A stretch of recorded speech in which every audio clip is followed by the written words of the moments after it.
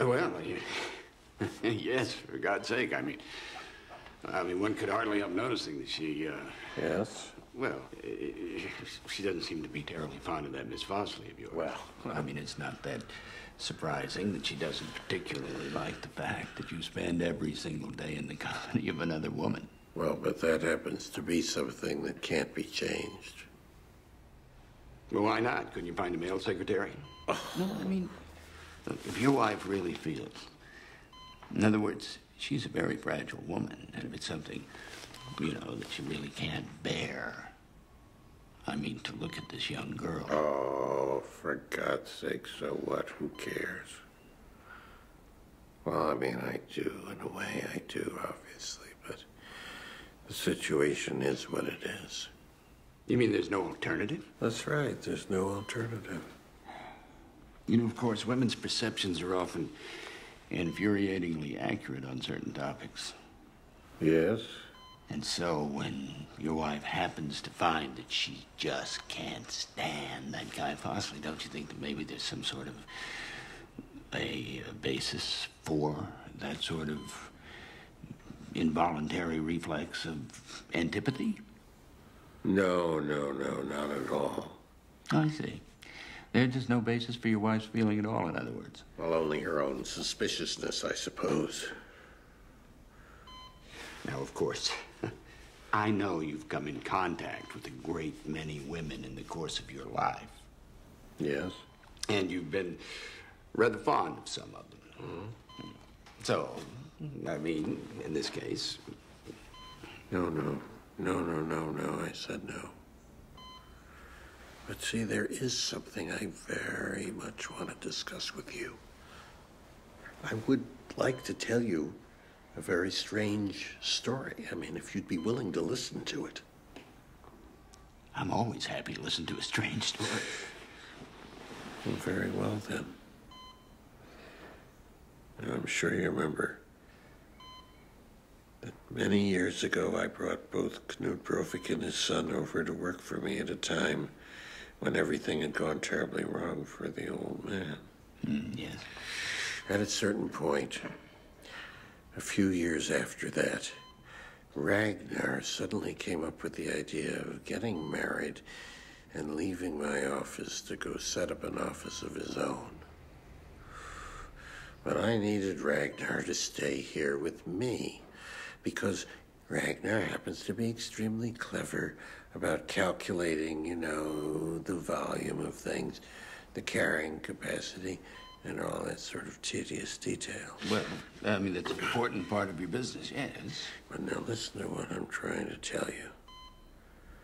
One day, a young woman whom I'd never seen before came over to the office to see Ragnar, and this turned out to be Ragnar's fiancée, Kaja Fosley.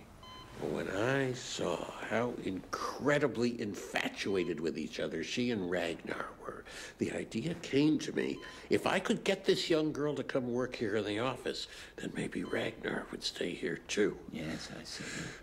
So I just stood there staring at her, wishing I could think of how to convince her to work here. Then we were introduced, but we had no conversation of any kind, and then she went away. Well, the next night, after Ragnar and Brovik had gone home, she came back here. And just as if I'd already made an arrangement with her, she asked me what her new responsibilities would be and whether she could start work immediately the next morning. But I never asked her to work here. My goodness. And then as soon as she started working for me, she seemed to drift away from Ragnar. And drifted over towards you, perhaps? I mean, I know she can actually feel it if I look at her from behind. And if I come anywhere near her, she starts to shake. She literally trembles. How can you account for that? Well, I'm sure there's a scientific explanation for it out there somewhere. No, I mean, what made her imagine I had said these things to her, which in fact I'd only thought? Things I said silently inside my head to myself. I mean, what can you say about that? Can you explain that?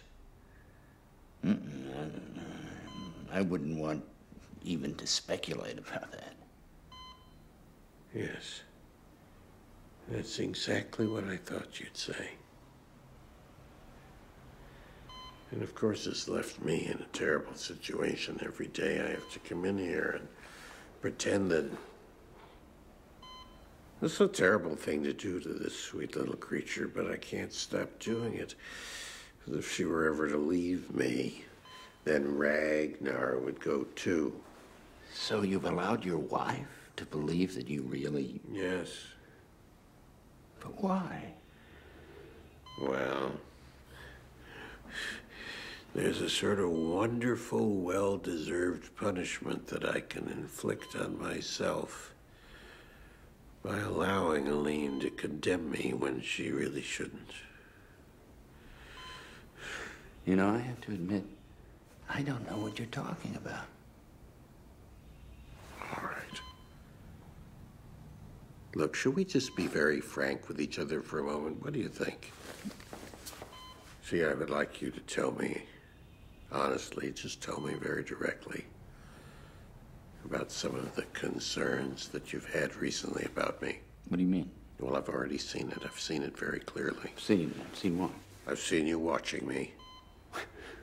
What do you mean, watching you? Oh, for Christ's sake. Just tell me.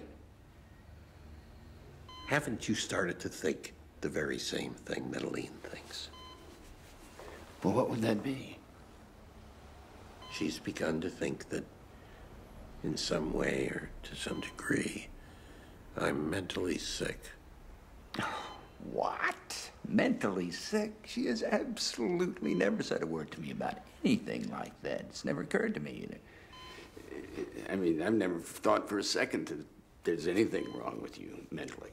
See, I think you've always seen me as Halvard Solness, this terribly fortunate man for whom everything has gone well. And how could such a terribly fortunate man be mentally sick? Well, I mean, would that be some sort of an illusion then? Aren't you a terribly fortunate man? It seems to me you've experienced good fortune to an almost unbelievable extent, frankly.